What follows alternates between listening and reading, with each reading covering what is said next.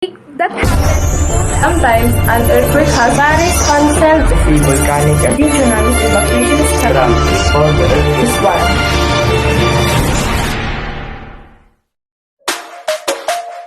An earthquake is what happens when two blocks of the earth suddenly slip past one another. The location below the earthquake surface where the earthquake starts is called hypocenter, and the location directly above is on the surface of the earth is called epicenter.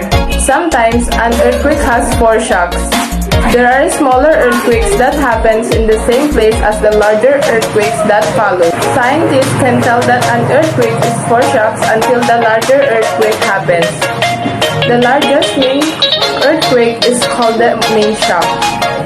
Main shock always have aftershock that follows. These are smaller earthquakes that occur afterward in the same place as the main shock. Depending on the size of the main shock, aftershock can continue for weeks, months, and even years after the main shock. For this stage, this will include the preparations to ensure the readiness of a person for the calamity and mitigate the impacts of earthquake. Here are the things to do before an earthquake. An establishment must have an earthquake and evacuation plan. Earthquake and evacuation plans should always be reviewed and improved to mitigate the effects. Regular practice and simulation of earthquake plans, especially the basic, which is duck, cover, and hold. Emergency kits, which includes foods and medicine, must be prepared at all times because earthquakes happen unpredictably. The kit must be good for at least 3 days to make yourself or your family self-sufficient, especially in times that you are trapped and still waiting for rescue. After doing of the things needed to be done before an earthquake, it will test the effectiveness of your preparations and drills you have done repeatedly. As an earthquake happens, here are the things you should do.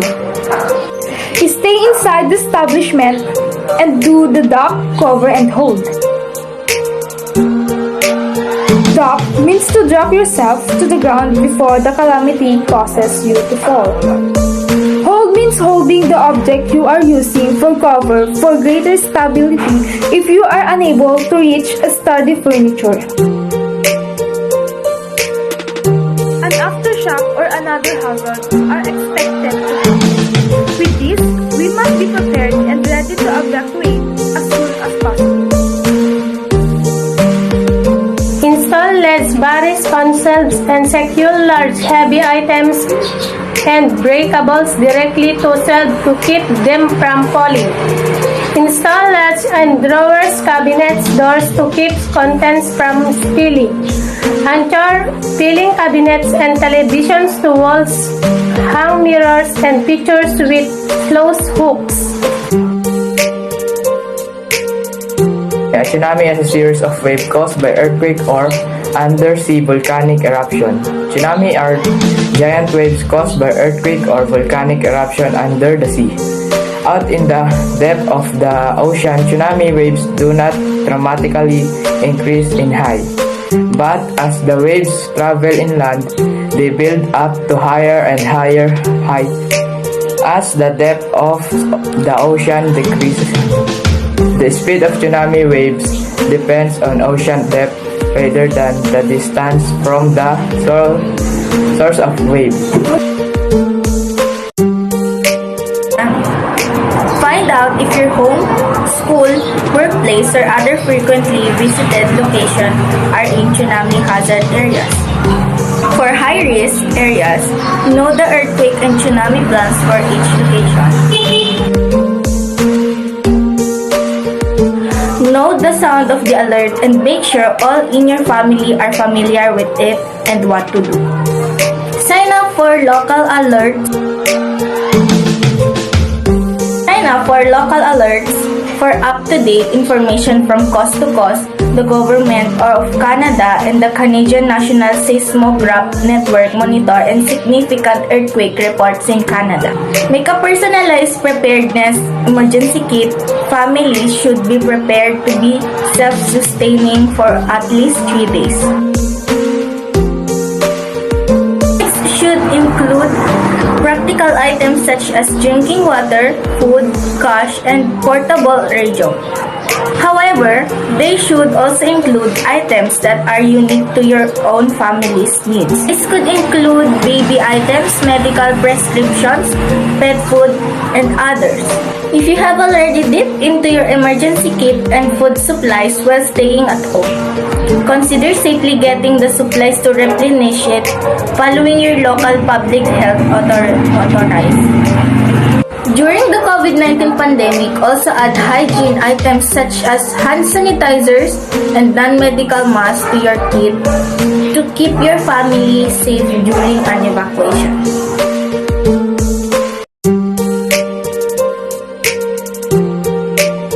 Tsunami. If you feel an earthquake, drop, cover, and hold. Drop to the ground before the earthquake causes you to fall. Cover. Take cover under a piece of heavy furniture chop as a desk or table to protect your hand and torso from falling object. Hold on to the object you are under so that you remain covered. Continue to take precautions and listen to and follow directions from local authorities.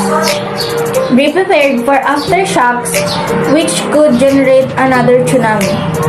Return home only after local officials tell you it is safe. A tsunami is a series of waves that may continue for hours. Do not assume that after one wave, the danger is over. Next wave may be larger than the first one. Be aware of secondary effects. This includes landslides, contaminated water, mud flows, damaged bridges, buildings, and roads, and other hazards. May call you require emergency services. Stay out of any building that has water around it. Tsunami force can cause floors to crack or wall to collapse. If you suspect your home is unsafe, do not enter. Rely on the professionals to clear your home for re-entry if you are unsure. Do not light matches or turn on lights or appliances until you are sure there are no gas leaks or flammable liquids leak. Avoid use of contaminated water. Place a help sign in Stay out of any building that has water around it. Tsunami force can cause floors to crack or wall to collapse. If you suspect your home is unsafe, do not enter. Rely on the professionals to clear your home for re-entry if you are unsure. Do not light matches or turn on lights or appliances until you are sure there are no gas leaks or flammable liquids leak. Avoid use of contaminated water. Place a help sign in your window if you need assistance. Experiencing a disaster is challenging enough, but during the COVID-19 pandemic, it can feel even more difficult. You can also find mental and emotional well-being resources on the Public Health Agency of Canada or any provincial federal health authority website. Improving evacuation routes, building tsunamis evacuation structures, limiting new development in tsunamis hazard zones, designing, seating, and building structures to minimize tsunamis damage, tsunamis protecting and strengthening existing structures and infrastructure that, if damaged, will negatively affect response and cover removing important community assets and vulnerable population out of tsunamis hazard zones. Planning for post-tsunamis recovery.